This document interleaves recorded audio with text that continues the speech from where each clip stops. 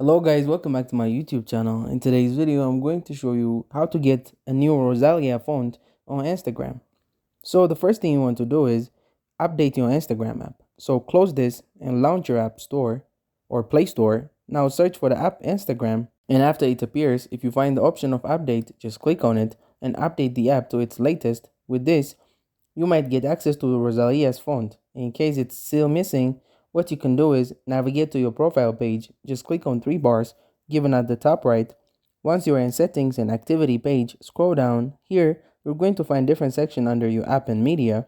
You're going to find the option early access to features. You'll need to click on that option, and under that, you're going to find an option join the beta program. Enable for that option, and with that, you might get access to Rosalia's font. If the solution didn't work out for you, scroll down, click on the option Help, click on the option Report your problem, click on the option Report problem without shaking, click on the option Don't include and continue.